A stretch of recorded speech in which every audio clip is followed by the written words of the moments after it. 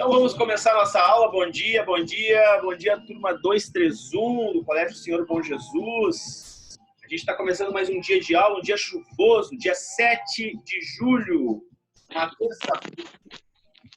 A gente está começando com música hoje, para ver se alegra o dia, né? Hoje a gente está com um dia bem chuvoso, mas um dia que tem aí previsão de chegada de furacão de novo, né? Ciclone extratropical, menos mal do que o outro, né? O outro era um ciclone bomba. Esse, pelo jeito, é só o vento que é forte, né? Mas a gente vai hoje discutir um outro tipo de ciclone que aconteceu no Brasil. A gente vai continuar discutindo, falando sobre o governo Vargas, enquanto a gurizada está chegando o Pedrinho. A gente já está com um número aí de 13 alunos em sala de aula. Tá bom, para uma manhã cinzenta dessas, né? Mais ou menos aí uns 12, 13 graus. Vou baixar o volume para não ficar gritando aqui e para que vocês possam me escutar. Então, a gente vai discutir hoje, continuar a discutir o governo Getúlio Vargas, né, gurizada? E a chegada de Vargas, né, que foi muito controversa, né, a chegada dele abrupta, né, dando um golpe em 1930, um golpe naquela república que ele vai mandar escrever, né, que é a República Velha. Né? Então, a gente vai entender um pouco como é que funciona isso. Na aula passada, a gente falou sobre o golpe em si, a gente discutiu também sobre a democracia, né? Ou seja, o que a democracia perdia com isso, né? De fato, perdia muito, né? Porque um governo que entra dessa maneira no poder, ele entra sem discutir com a população, ele entra simplesmente com um projeto de governo, né? Impondo um projeto de governo, e a gente vai ver, então, até que ponto o golpe de Vargas foi apoiado, por quem foi apoiado e como é que vai ser o seu governo, né? Então, para a gente entender antes da gente começar a falar sobre o governo provisório, que é o primeiro governo interventor de Vargas, a gente tem que entender que esse primeiro momento de Vargas se chama a Era Vargas, né? O momento de intervenção de Vargas no poder. E ele é dividido em partes, né? Então, a primeira parte que a gente vai ver da Era Vargas é justamente o momento chamado de provisório, tá bom? Mas antes disso, eu queria dizer que eu deixei um videozinho lá na Iônica para vocês, porque vocês têm que me entregar um trabalho chamado Ponderações Semestrais. Alguns já entregaram, né? E eu vou pedir para que os demais, por favor, entreguem esse trabalho. Eu deixei para que vocês fizessem durante o recesso escolar de vocês e que me entregassem no início das aulas desse semestre. Então, vocês, por favor, nesse videozinho que eu coloquei para vocês, eu explico que vocês têm que colocar o nome de vocês no arquivo. E, de preferência, que vocês digitem o trabalho, né? Que não tirem foto do caderno, porque isso, para mim, é muito difícil depois eu ter a fotografia para poder ler a fotografia de vocês. Fica difícil, às vezes fica desfocado, vocês, de repente, escrevem com lápis e fica desfocado, fica muito fraco, eu não entendo a letra. Então, escrevam, por favor, no Word, ou gravem em Word, ou gravem em PDF, e me enviem, por favor, tá? Bom, coloquem o nome de vocês no trabalho, coloquem a turma, coloquem o colégio que vocês são e me enviem pela Iônica, tá bom? Muito bem, então vamos começar a falar sobre o governo provisório. Bom, como é que Vargas chega ao poder? Chega com um golpe, a gente viu isso, um golpe que foi organizado, arquitetado com a classe média urbana, que estava muito descontente. Foi arquitetado também com os militares chamados tenentes e acabam chegando no governo apoiados pelas oligarquias regionais, né? Primeira oligarquia, a mais forte oligarquia que apoia o governo Vargas, vai ser a oligarquia de Minas Gerais. Sim, os mineiros estão muito descontentes com o quê? Estão descontentes com a trapaça, né, naquela alternância que havia de poder da República do Café com Leite. Uma hora era Minas, outra hora era São Paulo. São Paulo não dá a vez a Minas. Então, essa trapaça, digamos assim, essa quebra de acordo leva os mineiros a apoiarem o governo de Vargas, né? Mais um detalhe, né? As classes médias urbanas apoiadas pela igreja e a própria questão do exército pelos tenentes, né, a questão da moral, do moralismo, né, de mudar a cara da República, de tornar a República diferente daquela república oligárquica que nós tínhamos do café com leite. Então, a gente vai ver nesse primeiro governo de Vargas uma série de características importantes que dão uma pitada do que é o que está acontecendo no mundo. Então, a gente tem que entender também que este estilo de governo de Vargas, essa proposta que Vargas vai trazer para o Brasil em 1930, não está descolado das coisas que estão acontecendo no mundo. A gente viu agora, até bem pouco tempo, que o mundo passava por um processo de disputa ideológica entre o nazifascismo, o capitalismo e o socialismo, que levou à Segunda Guerra Mundial. Então, Vargas não está muito descolado dessa ideia do nazifascismo, por exemplo, de estados autoritários que chegam no poder de maneira autoritária. E a gente vai ver as suas características do governo de Vargas, inclusive características de propaganda e publicidade, que vão ser muito parecidas com as características nazifascistas. Certo? Então vamos lá, eu vou pedir licença a vocês, eu vou pedir a vocês também, se vocês tiverem qualquer dúvida, qualquer pergunta, por favor, podem me interromper, podem fazer aqui, deixem separado uma caneta, deixem separado um caderno ou até mesmo o livro de vocês. Hoje o capítulo é o capítulo 28, para que a gente possa fazer anotações das coisas que eu vou pedir para que tu tome nota, que são coisas importantes para ti. Tá bom? Vamos nessa? Vou compartilhar aqui com vocês na minha tela, para que a gente possa observar... Opa, não é esse aqui, é esse aqui. Observar essa primeira imagem. Então, nessa primeira imagem, deixa eu tirar, vou sumir da tela aqui. Nessa primeira imagem, a gente vai ver a figura de Getúlio Vargas. Este é o Getúlio Vargas, para quem não conhece. Essa figura aqui, essa imagem, ela é uma imagem que tem muito a nos dizer. Por quê? Porque a partir dessa foto de Vargas, os demais presidentes da República Brasileira vão fazer a mesma coisa. Ou seja, vão tirar uma foto oficial do presidente com uma faixa presidencial estampada no peito, e vão emoldurar essa foto. E aí eu vou pedir licença a vocês, vou voltar aqui, vou interromper, para dizer o seguinte: eles vão pegar, imagine que essa aqui é a foto, e eles vão colocar esta imagem, a foto, sempre no fundo das salas de qualquer lugar, de qualquer estabelecimento público. Então ela vai ficar estampada nas paredes de qualquer estabelecimento público, certo? E por quê? Por que essa característica de estampar a imagem, a imagem em qualquer estabelecimento público? Bom, a característica principal era que Vargas precisava mostrar para todo cidadão quem era o presidente. Então, vamos analisar um pouco a imagem. A popularização do presidente, a imagem de um cara alvo, de um cara branco, com um olhar de serenidade. Este olhar não é para baixo, não é para o lado, esse olhar é para frente. É um cara que demonstra firmeza, que demonstra racionalidade, que demonstra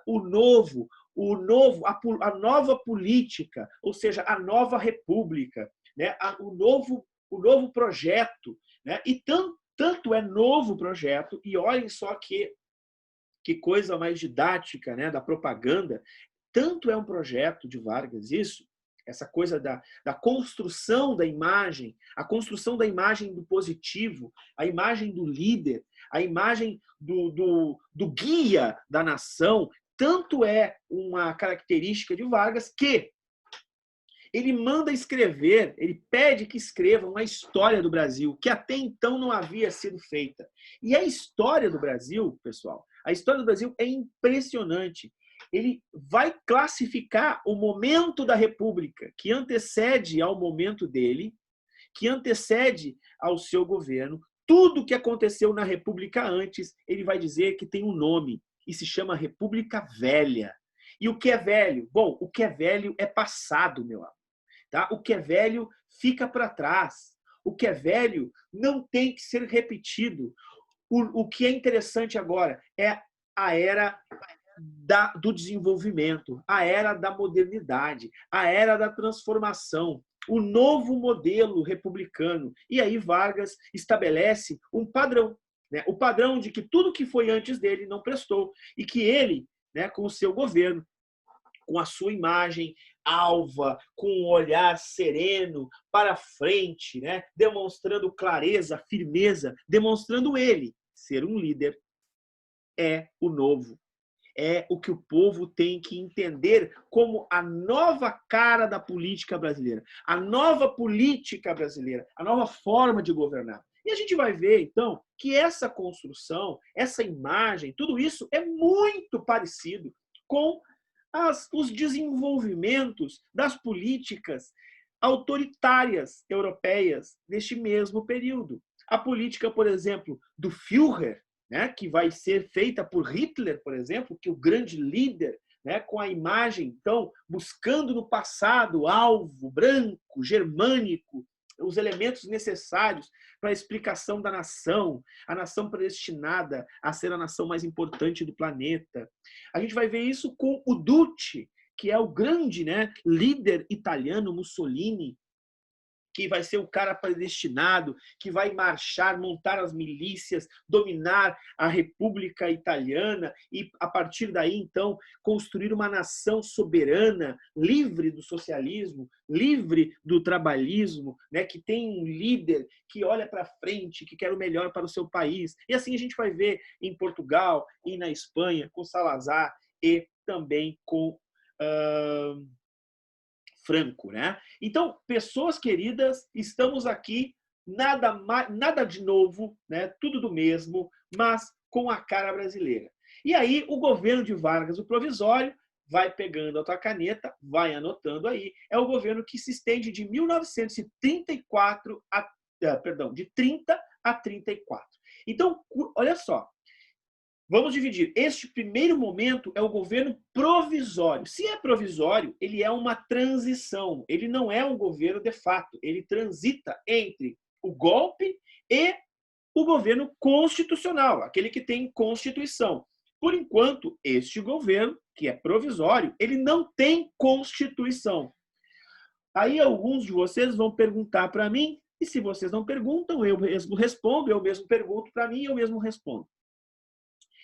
Mas, professor, olha só, não existia uma Constituição, a Constituição de 1891, a Constituição da República? E eu posso responder, existia. Aí tu pergunta de novo. Mas, professor, então se existia a Constituição, como assim Getúlio Vargas governa sem Constituição? É que na Constituição, e aí eu respondo, de 1891, não estava previsto um golpe. E se há um golpe, ou seja, se alguém foi eleito, e este alguém que for eleito não assume e assume outro no lugar deste alguém, isso é golpe. E se esse golpe foi instaurado, detalhe, tudo que está na Constituição foi abandonado. Então, neste governo provisório, governo de Vargas, ele vai governar a partir dos chamados decretos-lei. Então, ali, ó, decretos-lei, puxa uma seta aqui, ó, e escreve decretos-lei é uma forma autoritária de governar um país.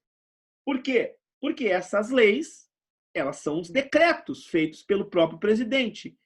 Ela não passa por um conjunto de parlamentares que vai decidir se isso é legal ou não é legal. Não.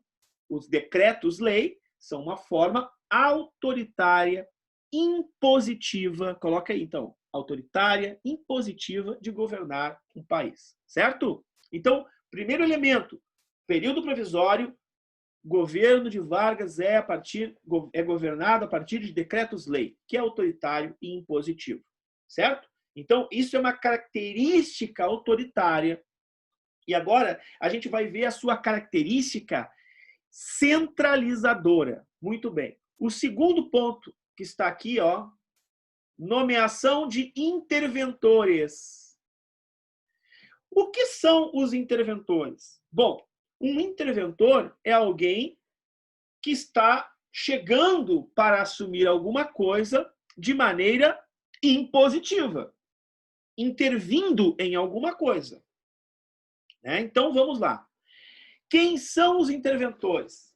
São os governadores dos estados do Brasil. Então, imagine o seguinte, naquele momento histórico, o Brasil ele era governado, os seus estados, o estado do Paraná, Santa Catarina, o estado de Roraima, o estado do Amazonas, do Maranhão, da Bahia, Salvador, enfim. Salvador é uma capital, é a Bahia. Todos os estados eram governados por um cara chamado presidente do estado. Naquela época se chamava presidente, não era governador. Então era o presidente do estado do Rio Grande do Sul, presidente do estado do Rio de Janeiro, presidente do estado... E todos tinham uma certa autonomia. O que Vargas vai criar? Vargas vai tirar todos os presidentes dos estados, vai tirar todos, e vai colocar interventores no governo dos estados, que vão ser, obviamente, amigos de Vargas. Então, eu vou, de novo aqui, para olhar no olho de vocês, dizer o seguinte. Eu vou perguntar agora, eu queria que alguém me respondesse. O que Vargas quer com isso? Né? Tipo, ele tira todos os interventores, perdão, ele tira todos os presidentes, os governadores, e coloca interventores. Vou dar uma dica. Esses interventores, e se tu ler o capítulo, tu vai saber, eles são, na verdade, oriundos da onde? Do tenentismo. Então, são todos tenentes que ajudaram Vargas a dar o golpe de 1930. Aí vem a questão que eu queria que tu me respondesse. O que Vargas queria com isso? Nomeando interventores para governar os estados. Alguém saberia me dizer? Não sei se, tipo, ele queria governar, no caso, só ele, e aí esses interventores eram amigos deles e iam concordar com tudo que ele falasse, que ele fizesse. Ju, tu já ouviu a expressão assim, ó, gato escaldado tem medo de água fria? Já. O que significa isso? Meu, o gato vê a água fria, ele não pensa se a água tá fria ou não, ele vai picar a mula, ele vai arriscar o palito, ele vai sair correndo, tu entendeu? Porque ele tem medo de se queimar. Então, assim, se Getúlio deu o golpe e ele era um governador de estado, tu imagina que ele deve estar pensando o seguinte, se eu não nomear interventores, esses governadores podem articular o que contra mim? Um golpe. Então, antes dos governadores articularem alguma coisa contra mim, antes dos governadores se colocarem contra o meu governo, eu vou colocar pessoas que eu tenho confiança nos governos para que eu possa governar tranquilamente. Então vejam que Getúlio Vargas, nesta nomeação, ele cria uma malha, ele cria tentáculos do governo federal para administrar os demais estados do Brasil. Gente, lembrando que o Brasil não é uma Argentina. O Brasil não é Uruguai. O Brasil não é o Chile. O Brasil não é a Colômbia. O Brasil é quase um continente. O Brasil é muito grande. Então, eu tenho que ter, pensava Getúlio, controle sobre o território. E eu só tenho controle sobre o território se eu tiver amigos que vão estar governando os estados. Então, ele pega assim, ó, um governador, um tenente lá do Rio Grande do Sul. Ele pega lá do Rio Grande do Sul e leva o tenente para governar o estado do Pernambuco. Ele pega um tenente lá do Nordeste para governar o estado do Amazonas. Ele pega um tenente lá do Norte e pega para governar o estado da região Sudeste, São Paulo. Por que ele faz isso? Porque esses tenentes, eles, na verdade, não têm uma relação com a região. Então, o tenente de Pernambuco, por exemplo, não tem nenhuma relação com o Rio Grande do Sul. Não tem amigos, não tem oligarcas aqui que são camaradas dele. Então, vão governar para o presidente. Sacou? Então, o cara cria isso como uma forma de se proteger dos demais. Agora, eu vou fazer outra pergunta. Aproveitando essa onda aí de governadores e presidente. Alguém saberia me dizer se a relação do nosso presidente atualmente é boa com os governadores ou é ruim?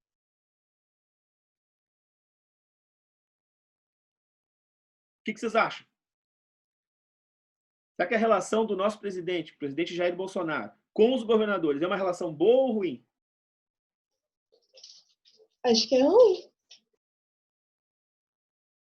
Acha que não? Ou acha que sim? É boa ou é ruim? Acho que é ruim. É ruim, né? Vamos pegar só um exemplo.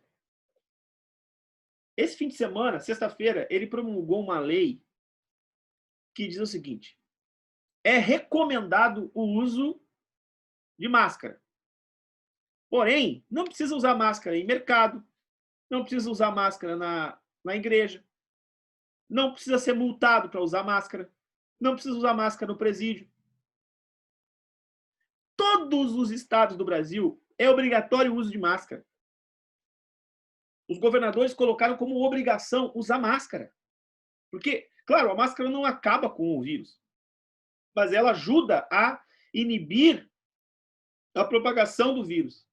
A gente está cansado de ouvir isso. Agora, por que o cara faz uma lei que vai contra o que determina os estados? Aliás, contra o que determina o mundo inteiro. O planeta todo está pensando o seguinte, ó, tem que usar máscara, velho. O planeta inteiro. E aí, o cara faz uma lei para não usar. Isso prova que existe aqui um descompasso entre o governo estadual, de todos os governos estaduais, do governo federal. Né? Ainda bem que a gente não tem um governo interventor. O governo dele é constitucional. Agora, estão entendendo que não tá funcionando a coisa? Né? Não tem liga, não tem dinâmica. Então, isso é ruim para um governo federal. Tu tem que ter sintonia com os estados, porque tu está governando os estados. É uma federação. Então, agora voltando para Vargas, e aí voltando para os slides, Vargas vai buscar essa sintonia através da sua autoridade. Terceiro, atrelamento do sindicato, atrelamento de sindicatos ao governo. Muito bem. O que significa isso? Significa dizer o seguinte: o sindicato ele representa uma categoria, gurizada. Então, anota aí, atrelamento de sindicato ao governo. O sindicato ele representa uma categoria. O que significa uma categoria? Sindicato dos professores. Vou falar sobre o meu sindicato. Então, tem dois tipos de professores nos estados, né? Tem o professor que é público e o professor privado. Alguém saberia me dizer quem é o patrão do professor público?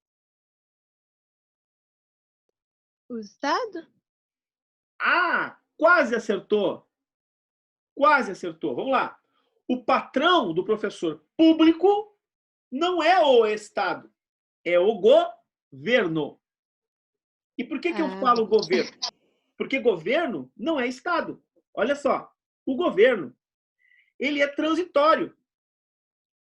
Então, o governador de hoje é o Leite. O de um ano atrás era o Sartori, né? O próximo governador, ninguém sabe quem vai ser. Pode ser até o Leite? Pode. Mas pode trocar? Pode. Aliás, essa é uma tradição do Rio Grande do Sul. A gente sempre troca o governador. A gente nunca teve um governo que foi um governador que foi 2 vezes governador eleito aqui no estado, né? Então, vejam que quando não está bom, a gente troca o patrão, né? Vejam que isso é uma coisa interessante. Agora, quem é o meu patrão?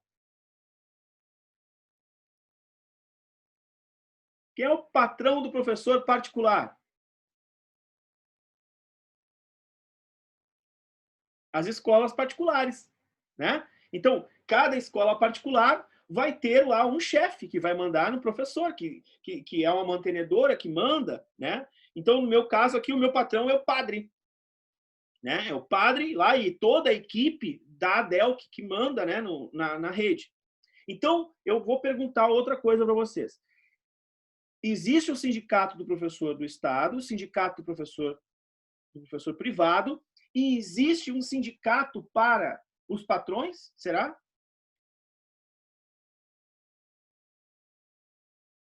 Será que existe, pessoal? O que vocês acham?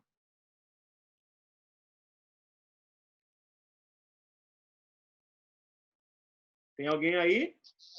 Acho que sim, senhor. Não sei. Tá, vamos lá. O Sindicato dos Patrões existe, tá, gente? Vamos pegar assim, ó, a Fiergs. A Fiergs é a federação, né, de todos os produtores da indústria do Rio Grande do Sul. Né? Então, tem o sindicato dos industriários, tem o sindicato dos supermercados, né, dos donos de supermercados, com várias redes de supermercado.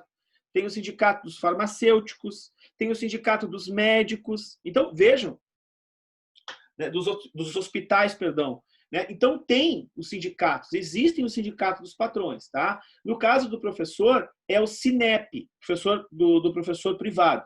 O SINEP é o sindicato dos colégios particulares. Agora, imagine o seguinte, se eu estou descontente com o meu salário, eu sou professor privado, será que o SINEP, o sindicato dos patrões, vão oferecer aumento para mim? Tipo, queremos o aumento para os professores privados. Claro que não, né? Quem é que vai pedir aumento para mim? É o meu sindicato. Então, o sindicato, ele é descolado do patrão, pessoal. O sindicato não pode ser colado no patrão. O sindicato ele serve, aliás, os movimentos sociais, que o sindicato é um movimento social organizado, eles funcionam numa democracia como se eles fossem a oxigenação da democracia.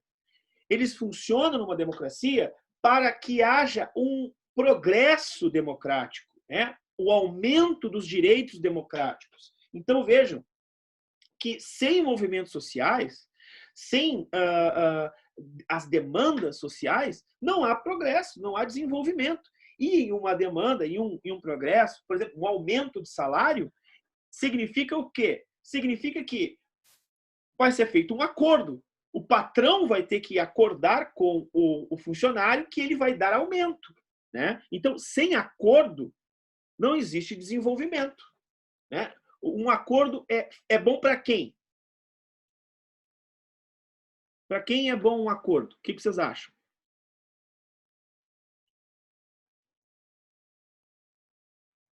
Quando a gente vai acordar alguma coisa, né? A gente vai chegar numa conclusão. Imagine tu com o teu namorado, ou tu com o teu pai, com a tua mãe.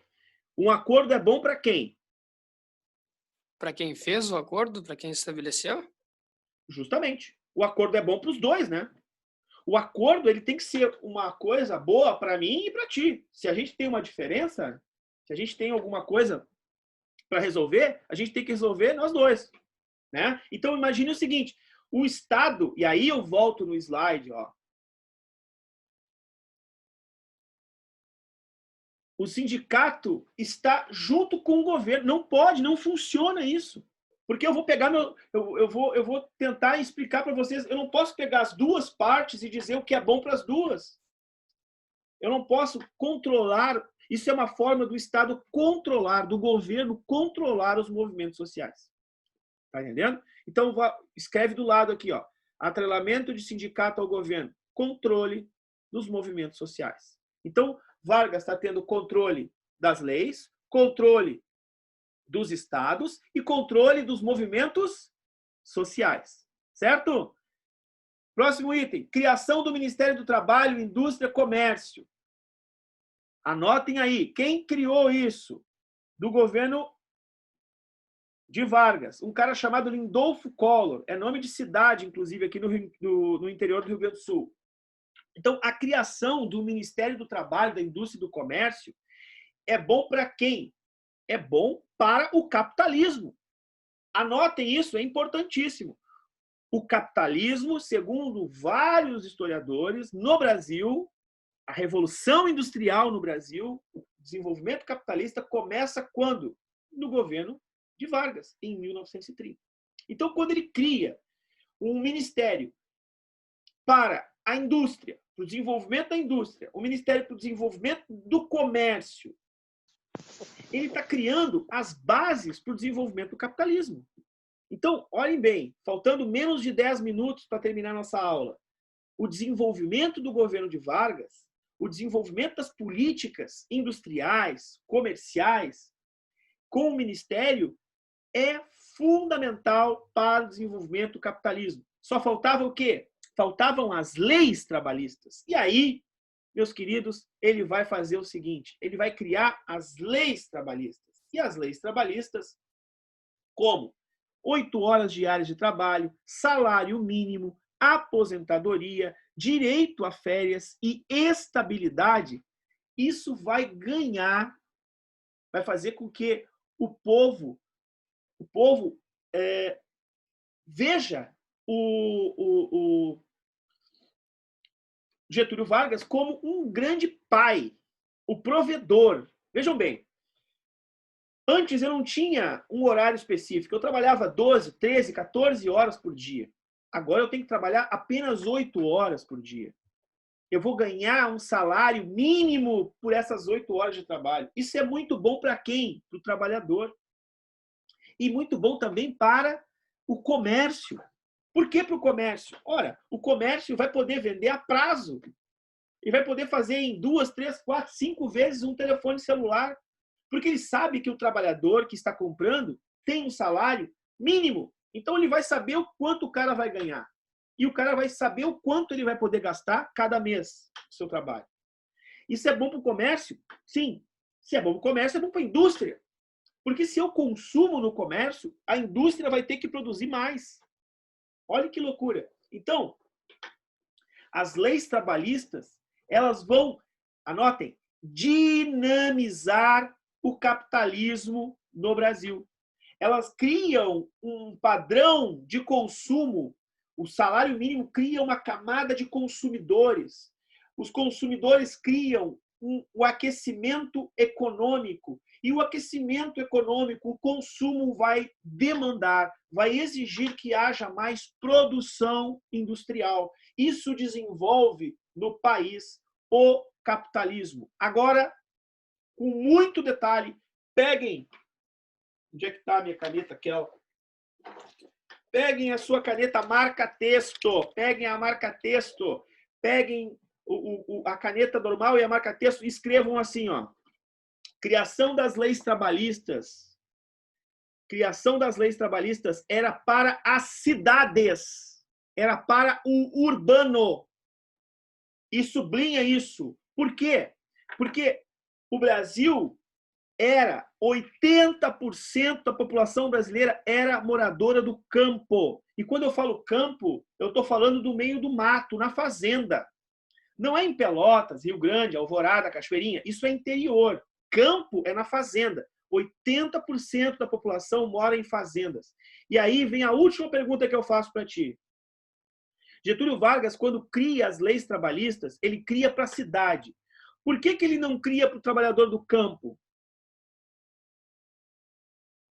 Essa é a pergunta. Por que ele não estende as leis trabalhistas com salário mínimo, estabilidade, férias, aposentadoria para o campo? Só para a cidade? Porque no campo, tipo, não tem um chefe, né? Ah, o campo tem um chefe que é muito poderoso. O campo tem um cara chamado coronel. E Vargas, ele não é bobinho. Ele não vai lá, ó, cutucar a onça com a vara curta dele. Sabe por quê? Porque se ele mexer com obrigando um salário mínimo para o trabalhador do campo, ele vai estar mexendo com quem? Com os coronéis, que mandam no interior do Brasil, que mandam no país, porque nós ainda somos um país agrário. Então, Vargas vai fazer essas mudanças econômicas na cidade, no urbano.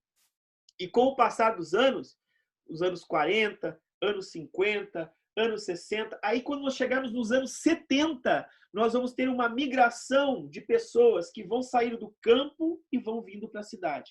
Então, nós vamos ter, durante o tempo, durante a história do Brasil, uma migração vagarosa de pessoas que saem do campo para conquistar direitos e trabalhar nas cidades. E hoje, Nós somos uma população que a gente se encontra concentrada em cidades. Entenderam, pessoal? Então, Vargas estabelece políticas, né, de leis trabalhistas para o povo urbano, para as cidades. E aí, para a nossa próxima aula, e aliás eu vou deixar avisado para vocês que na nossa próxima aula nós teremos, na próxima semana, terça e quinta-feira aula, tá? Porque a gente tem bastante conteúdo. Na nossa próxima aula, sobre este mesmo capítulo, que eu vou querer que tu leia, para tu entender o que eu estou falando, eu vou trazer para vocês o seguinte, que nem tudo são rosas para Vargas. Vargas não vai fazendo as coisas assim, a moda Miguelão, né? Tipo, vou fazer, não vai dar nada. Tipo, existe resistência ao governo de Vargas? Existe. E ela está aqui embaixo, ó. Revolução Constitucionalista. A gente vai falar na nossa próxima aula sobre esta revolução. O que significou a Revolução Constitucionalista? Que tipo de resistência nós vamos ter em São Paulo? Né? E por que em São Paulo? Então, pessoas queridas, no nosso próximo encontro, não deixe, primeiro, de ler sobre o capítulo número 28. E nós vamos continuar, vamos ver o fim da República Provisória, né, de Vargas, e o começo de uma república chamada Constitucional, né, que é uma república que tem uma Constituição. E a gente vai entender o porquê Vargas irá fazer uma Constituição. Primeiro, eu agradeço a presença de todos, parabéns por estarem aqui. A gente está com uma aula aí, ó, com 17 pessoas, está repleta a nossa aula. Que coisa boa, né? Espero que vocês tenham tido bastante dúvida, né? E essas dúvidas vocês possam tirar comigo no nosso próximo encontro. Então, eu espero vocês na próxima semana. Um grande beijo. Cuidam-se. Cuidem-se, né? E a gente se vê por aí. Tchau. Tchau.